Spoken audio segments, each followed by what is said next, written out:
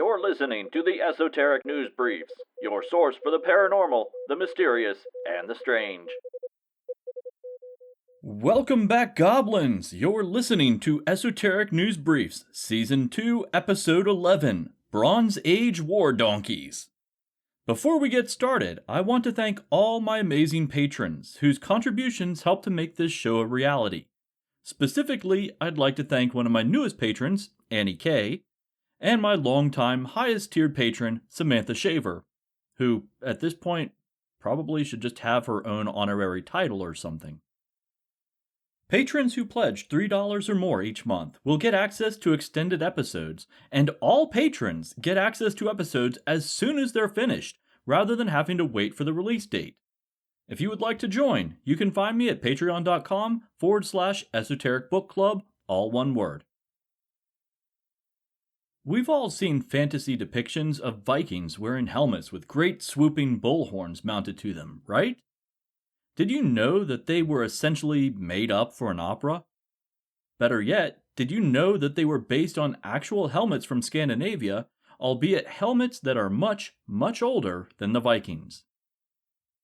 The particular helmets that I'm referring to are known as the Vixo helmets, which were found in a peat bog in 1942. They are elaborately decorated and have horns crafted from bronze that sweep upward from the brow. Have you ever wondered what the inspiration for Loki's comic book helmet was? These helmets are the most likely contenders.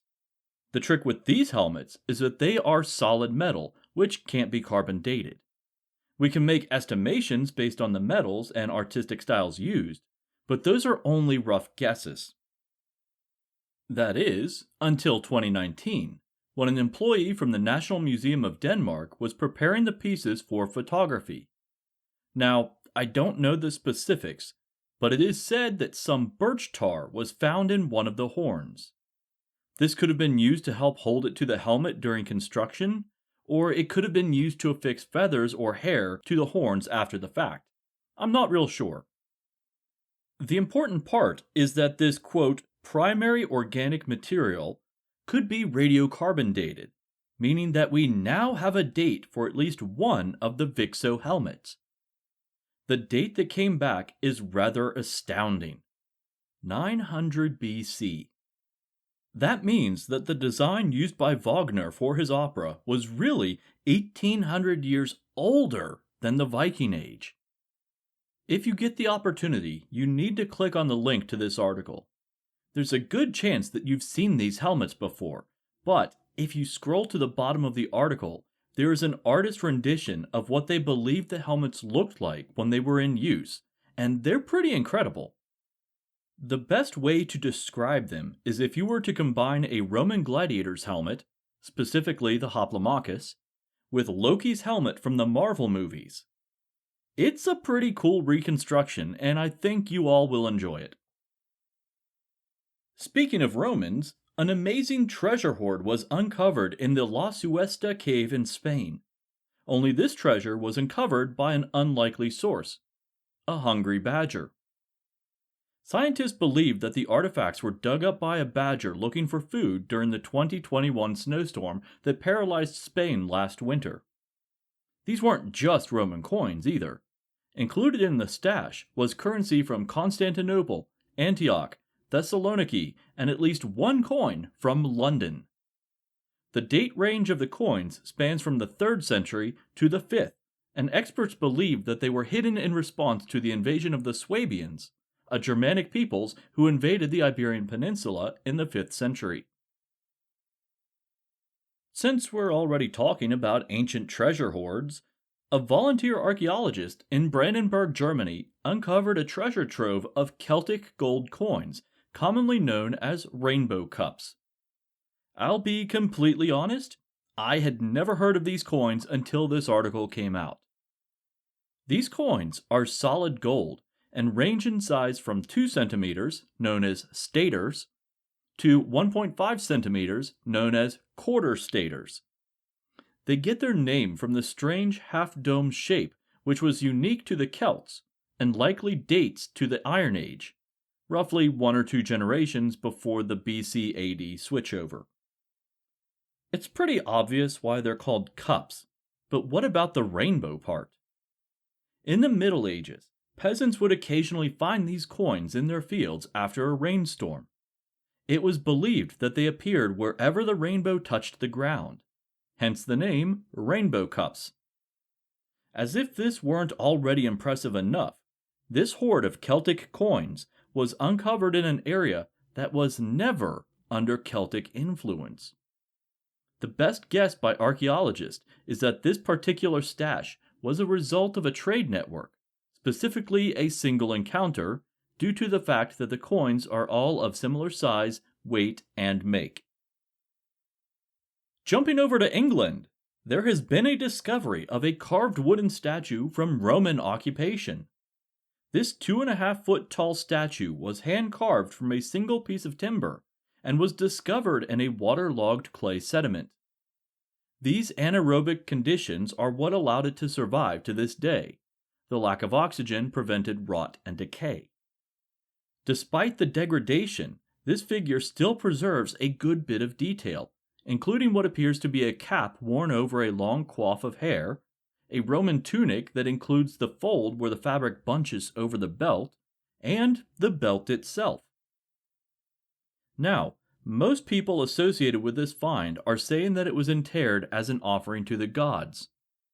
There's no real evidence for this besides the fact that it was buried and that it was found with some pottery shards that would have been contemporary to the statue's time period. Personally, looking at this piece, I think this may have had a more practical use. If you notice in the photos included in the article, the statue is very flat on the back. Considering the amount of detail in the rest of the piece, I don't believe that this was a case where the artist was working with an oddly shaped piece of wood. The skill is too high of quality for that to be true. To me, it looks like it was carved specifically to be placed against a flat surface, such as a wall or perhaps a sign. The depth of detail included in the rest of the statue makes me feel like this design element was a conscious choice. Check out pictures in the original article and let me know what you think. Now for a subject that I like almost as much as dinosaurs. Roman gladiators. Where do you think the last gladiatorial amphitheater was built? I'll give you a moment to think about it. Greece? No. Turkey? That's a pretty good guess, but no. London? No, the Romans abandoned that territory way before this was built. But you're on the right track. It's at the far reaches of the empire for sure. Do you give up? Would you believe it was in Switzerland? This amphitheater was discovered in Aargau, Switzerland, and if I'm butchering this name, please let me know. It was along the river Rhine, where it borders with both France and Germany. At the time of Roman occupation, this location would have been the northernmost border of the empire. The arena itself was constructed from an old mining quarry. No need to let a good open area go to waste, right? There was enough evidence found to definitively say that this was, in fact, an amphitheater. Evidence of the entrance to the stadium, brick and mortar work, plastered walls, and even the remains of the posts used for the tribune's luxury booth have been uncovered. Additionally, 2 coins with the dates 337 and 341 AD were found, and they reinforce the established date of the building based on architectural elements. Based on these dates, this arena likely held some of the last gladiator matches in the empire. Officially, these matches were outlawed in 404 AD because they conflicted with the ideals of the increasingly Christianized population of Rome. Granted, it is likely that the events were still held on the outskirts of the empire. News did travel slowly after all. Now it's time to cry havoc and let slip the donkeys of war? No, I'm not making a D&D character here. These creatures were specially bred by the Mesopotamians and were known as kungas. They were a combination of domesticated donkey and wild Assyrian ass, which apparently could not be tamed. Like modern-day mules, the Kungas were sterile, so the breeding and domestication of these animals was a profitable business, especially since these animals pulled Sumerian war wagons. These renowned vehicles were like a combination of a chariot and an armored cart. It has long been speculated about what animal is depicted in the ancient murals pulling these war wagons, but officials could never narrow down exactly what the Kungas were. To make matters more difficult, the last known Syrian wild ass died in captivity in the 1920s, and it was far too small to be one of the famed Kungas. It seems that over the past 11,000 years, they had begun to grow smaller, likely in response to human encroachment on their territories. You're probably asking yourself why you've never heard of this creature. Well, they were only used for a few centuries and were quickly replaced by the horse.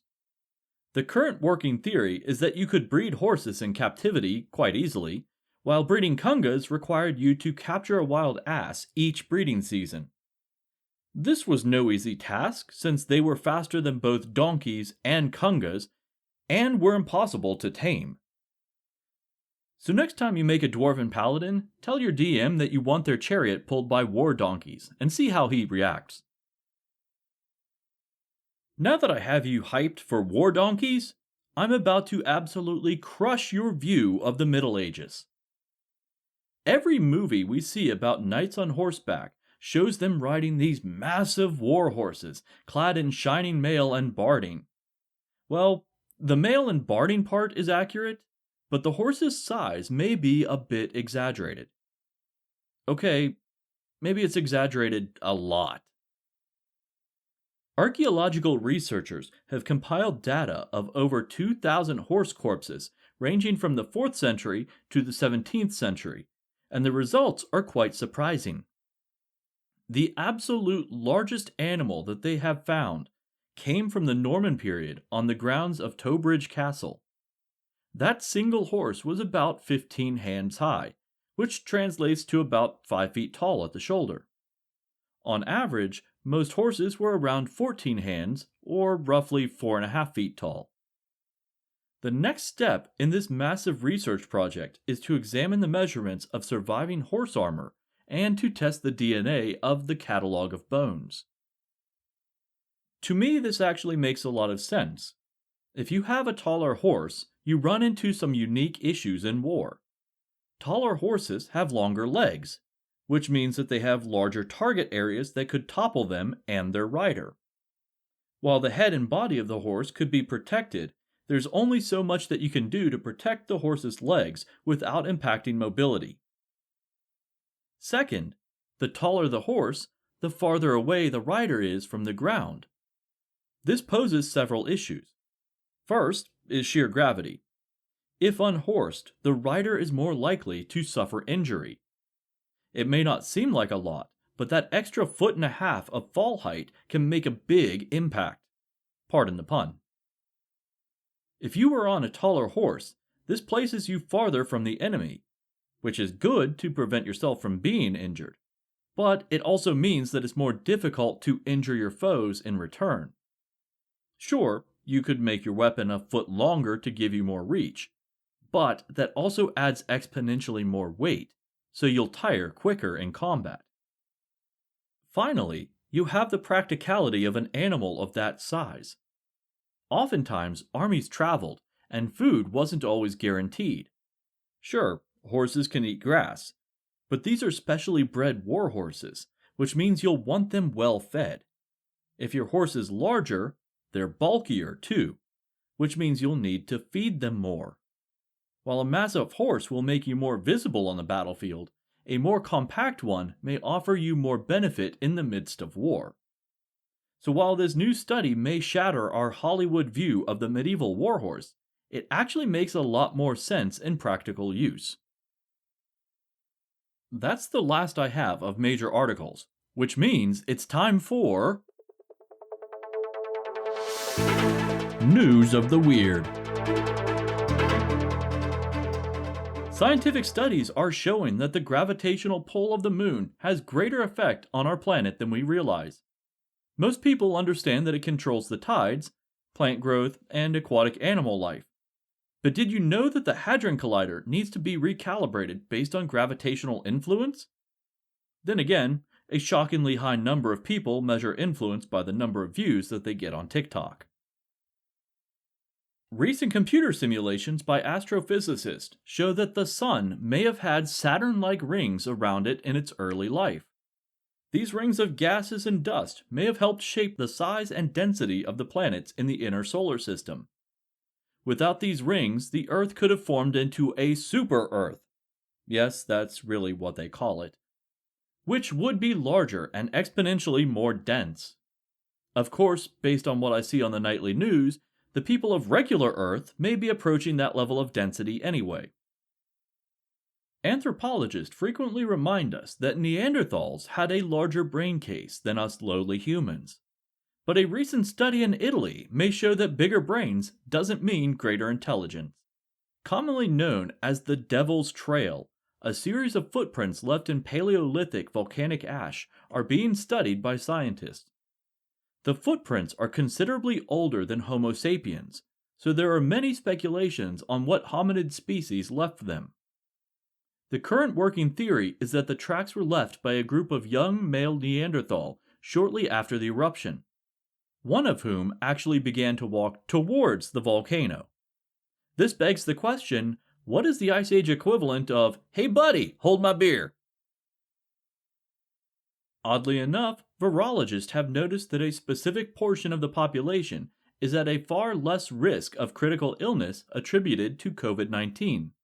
Those people tend to have a trace amount of Neanderthal DNA.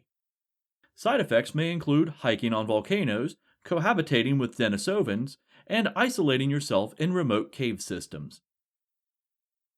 In December of 2021, a Chandlerville, Illinois man witnessed a black-furred Sasquatch cross the two-lane highway in 2 large strides. When interviewed, the man said, "It jumped into the darkness and I was kind of freaked out about it. I said to myself out loud, 'Fuck, it's a Bigfoot!'" That's it. That's the whole story.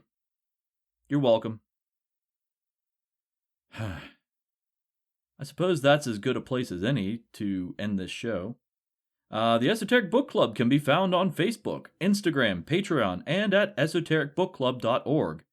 Thanks again to all my patrons. And until next time, remember, walk away from the supervolcano. Not towards it, away.